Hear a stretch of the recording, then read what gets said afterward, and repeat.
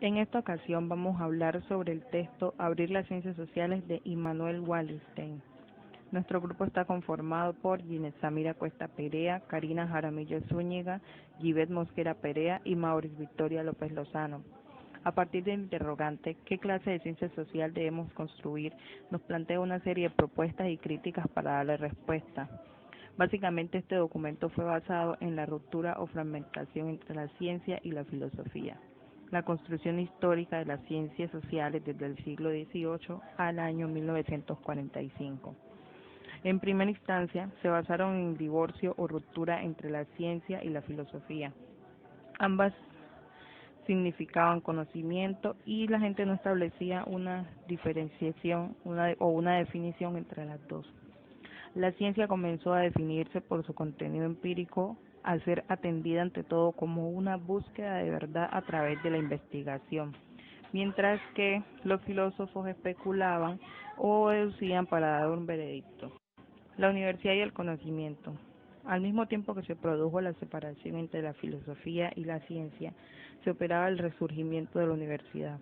La universidad medieval fue una institución muy interesante, pero que prácticamente había muerto a finales del siglo XVI. Estas carecían de un cuerpo de directivo permanente y lo esencial del trabajo intelectual se llevaba a cabo al margen de ellas y otro tipo de instituciones.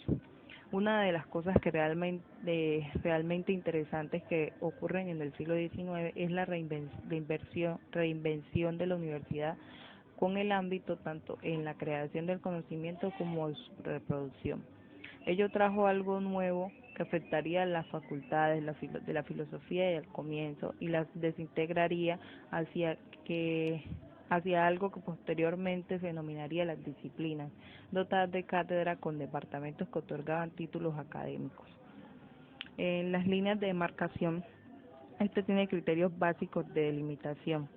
El primero es que es el pasado presente, en el cual se hace una diferenciación de la historia conformada por la sociología, la ciencia política y economía, llegando a una verdad científica, estando debidamente bien informados sobre el contexto cultural con el fin de trabajar en campos más familiares.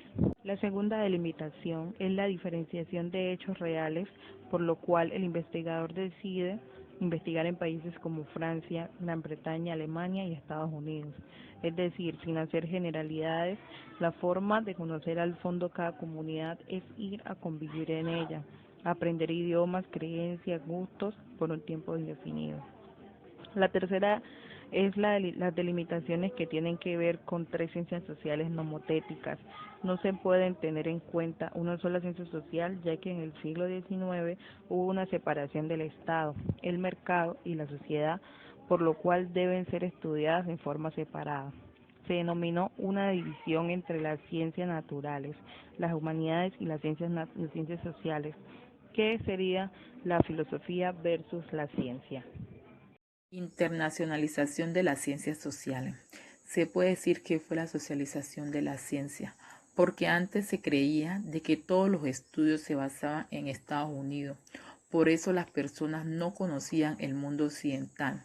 Con la internacionalización de la ciencia, ya se fueron expandiendo los temas de estudio acerca de las otras historias, lo que ha permitido conocer la sociología, la política y la economía de otros países. Esferas de investigación.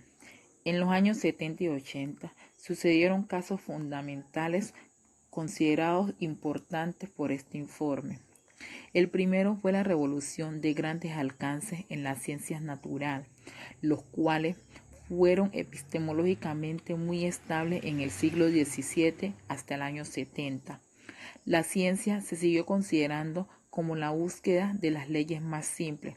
La ciencia era objetiva, neutral y se ocupaba de los equilibrios y se consideraba acumulativa.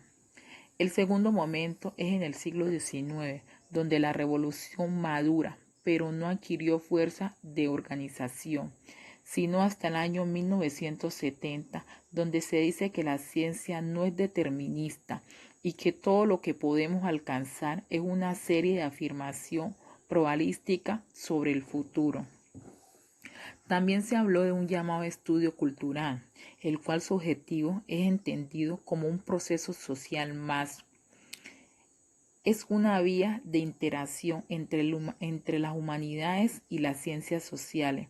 Con esto se entiende que la ciencia social se está borrando, sino que la división tripartita de humanidades, ciencias naturales y ciencias sociales está siendo cuestionada.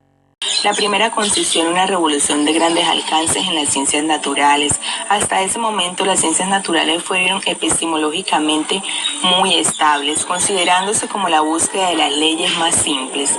La ciencia era objetiva, neutral, se ocupaba de los equilibrios y era considerada acumulativa.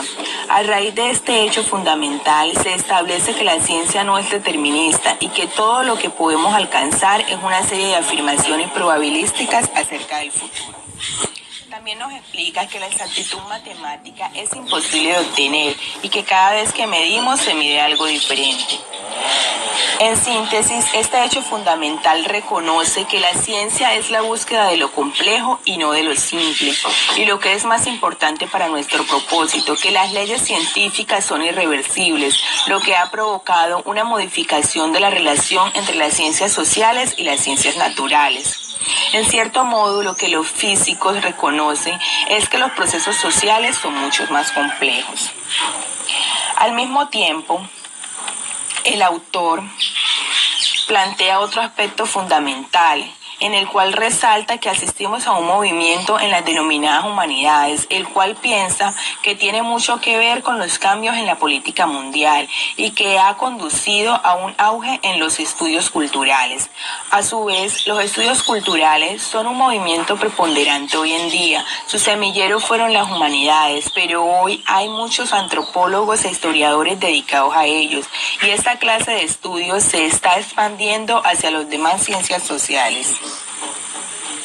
Lo que resulta impactante de este hecho es el grado en que los estudios culturales significan un movimiento que surgió en las humanidades, pero que se ha acercado progresivamente a las ciencias sociales. El objeto de los llamados estudios culturales es entendido como un proceso social, lo que hace que se interrelacione en las ciencias de humanidades y las ciencias sociales. Como resultado de lo antes expuesto, tenemos entonces que no solo las demarcaciones entre las ciencias sociales se están borrando, sino que la propia división entre humanidades, ciencias naturales y ciencias sociales está siendo cuestionada, logrando con ello que éstas se sumerjan entre sí y haya una comprensión y conexión entre las mismas. En otro tema, el autor nos plantea un programa de reforma, el cual nos orienta hacia una respuesta al interrogante que él mismo se plantea en su escrito, que consiste en qué clase de ciencia social debemos construir.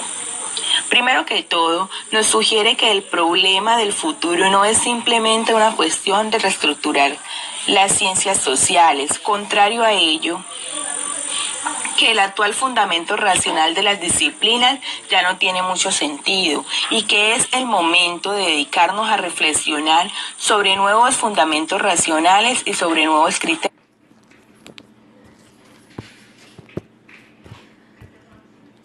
criterios de delimitación, teniendo en cuenta que todo evoluciona y con ello presenta diversos cambios. Como ejemplo nos cita el hecho de que lo que hoy denominamos biología, hasta hace relativamente poco lo denominábamos zoología y botánica. De esta manera, el autor sugiere que las universidades deben examinar su accionar, es decir, que frente a las ciencias sociales la universidad sea el ámbito primario de la producción y reproducción del conocimiento de la ciencia, actuando sobre la variante de la expansión de las universidades y de su población estudiantil, lo que él ha considerado como una de las cosas ocurridas que él llamaría escolarización del sistema universitario, el cual consiste en una presión social por enseñar cada vez más a un mayor número. Y además de ello, obtener un gran número de graduados universitarios con la posibilidad y la capacidad de adquirir empleos profesionales. Y es que el autor cree firmemente que debemos pensar en lo que ocurrirá en el futuro, si no se desarrollan instituciones más aptas y si no se solve el problema de sus bases financieras. A raíz de esto, el autor plantea otro interrogante, el cual nos dice, ¿cómo conseguiremos gente que haga más investigación? En respuesta a ello, el autor nos muestra que históricamente la universidad ha sido la solución para el problema de financiar investigadores y por ende debe ser el creador y el incentivador de que surjan esos investigadores. En respuesta a ello, el autor remite unas recomendaciones específicas para las universidades y las instituciones afines, la cual consiste en que estimulen algo que ya existe, aunque en pequeña escala, la posibilidad de que se formen grupos en torno a temas específicos durante un periodo de trabajo determinado. Y en segundo lugar, que en lugar de diferentes programas, cada vez que alguien tenga la idea de trabajar sobre un tema, la universidad considere la creación de un centro específicamente dedicado al tema por un tiempo determinado. Es decir, que la universidad debe incentivar los grupos de investigación, reconocer la innovación y apoyar para que la investigación sea profunda y se puedan adquirir nuevos conocimientos o fortalecer los conocimientos ya existentes. Adicional a ello, nos da otras dos recomendaciones importantes. La una va dirigida hacia los profesores y la segunda va dirigida hacia los estudiantes de posgrados.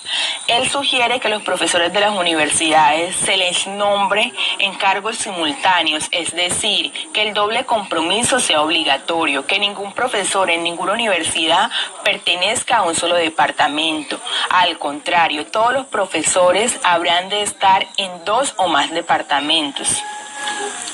Y por el lado de los estudiantes de posgrados, considera que debe ser obligatorio que tomen un número de cursos en departamentos distintos al que ofrece el programa, dotándose así de nuevos conocimientos que les servirán para fortalecer los adquiridos y ser profesionales integrales.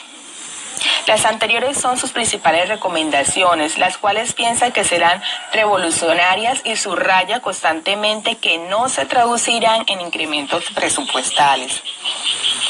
Resulta importante resaltar la última frase que nos menciona, la cual nos dice que lo más importante es que los aspectos subyacentes sean debatidos de modo claro, abierto, inteligente, pero de manera urgente. Para finalizar, según lo desarrollado en lo teórico del artículo y según lo que percibimos con la vida actual, las críticas y sugerencias del autor, podemos deducir que la clave de la construcción de la ciencia social radica en la educación integral y en el acceso al conocimiento constante y a la evolución que se da en el transcurrir de cada época. Partiendo de ello, como profesionales en trabajo social, debemos fortalecernos en conocimientos los cuales serán impartidos y puestos en práctica en el transcurrir de la vida profesional.